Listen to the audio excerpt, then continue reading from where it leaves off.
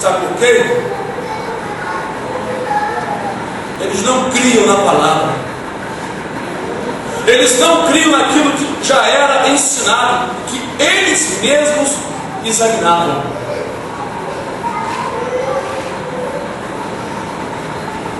Hoje, irmão, nós temos Bíblias baratinhas, custando 10, 15, 18 reais, 20 reais. Mas visto que aquele dia vai se aproximando, o entretenimento no mundo aumenta. E a oferta de prazeres é tão grande que ser crente hoje, nos últimos dias, ser um verdadeiro cristão, é coisa difícil. Vemos as igrejas cheias de crentes, entre aspas, mas o nível de espiritualidade é muito pequeno. O temor do povo é muito pouco. Todos são cristãos hoje. Qualquer pessoa fazendo qualquer coisa aí, tomando cerveja, andando pelado na rua, diz ser cristão. Falando piada nas rádios, televisões, dizem ser cristãos. Mas segundo a palavra de Deus, Deus vai apurar essa coisa toda. Deus vai passar o seu povo na peneira da grande tribulação, na fornalha de fogo ardente, aquecida 7 vezes mais, que é a grande tribulação.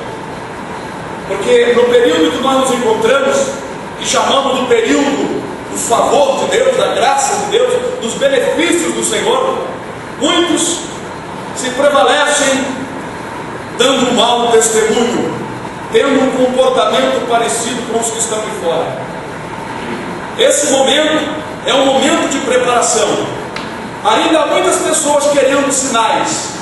Irmãos, vamos abrir nossas Bíblias no livro do profeta Joel.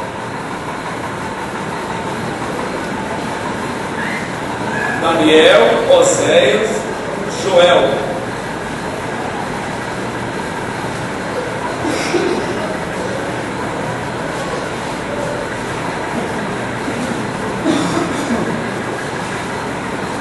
Todos acharam? Joel capítulo 2, versículo 28. Podemos ler? Está escrito: e há de ser que depois derramarei o meu espírito sobre toda a carne, e vossos filhos e vossas filhas profetizarão, os vossos velhos terão sonhos, os vossos jovens terão visões, e também sobre os escravos e sobre as escravas naqueles dias derramarei o meu espírito, e mostrarei prodígios no céu e na terra, sangue e fogo, e colunas de fumo.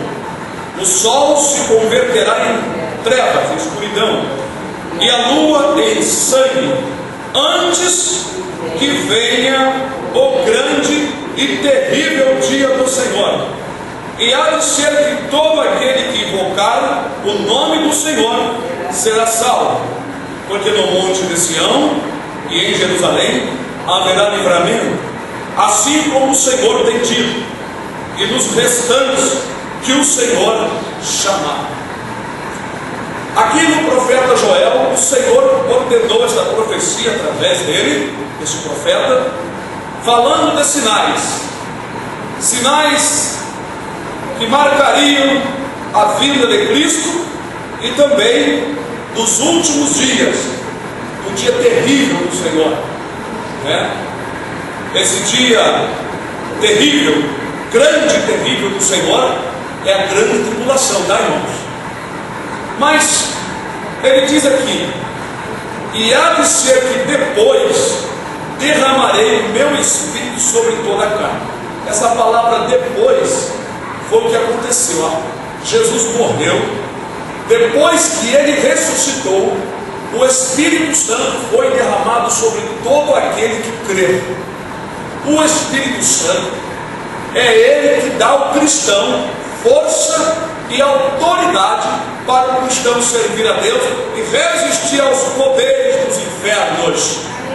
É o Espírito Santo que nos dá autoridade para pregarmos, ensinando, comunicando ao nosso espírito as grandezas de Deus, pois é Ele que penetra as profundidades de Deus e comunica o nosso espírito, sem sermos formados, sem sermos intelectuais. Basta somente sermos chamados pelo Senhor, e o Senhor nos capacita com autoridade e poder.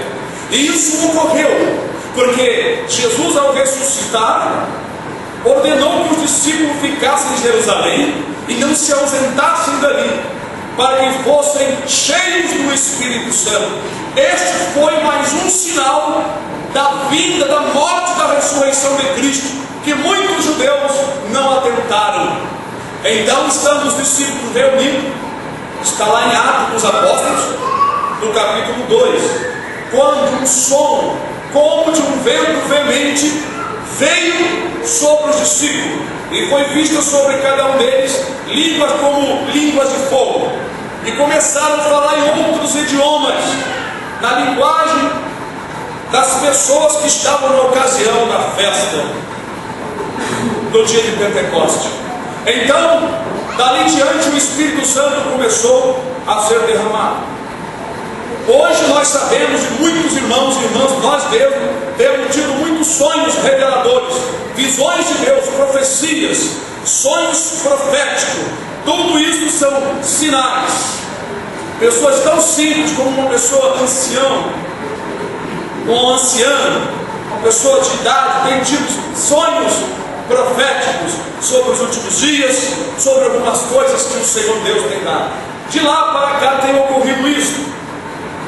Diz aqui também que o Senhor ia mostrar prodígio em cima no céu e na terra, sangue, fogo e colunas de fumo, de fumaça, sinais da própria natureza, que o Senhor disse que sucederia antes que viesse o grande e terrível dia do Senhor. Os sinais são muito importantes para nós, povo de Deus. Os sinais indicam o tempo que haverá o desaparecimento dos cristãos, o arrebatamento da igreja.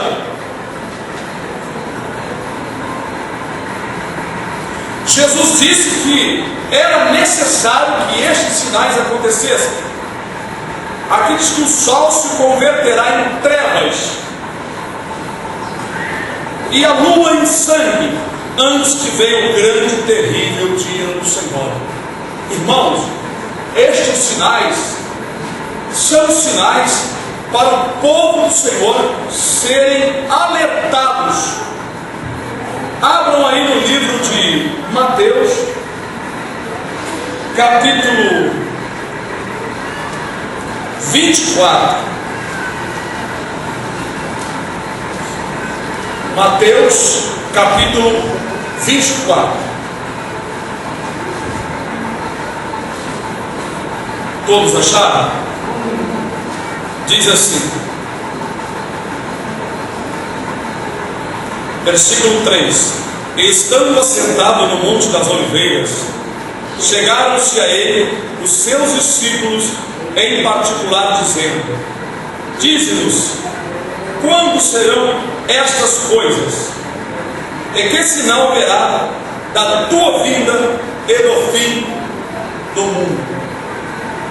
E Jesus, respondendo, disse-lhes: Acautelai-vos, que ninguém vos engane, porque muitos virão em meu nome, dizendo: Eu sou o Cristo, e enganarão a muitos.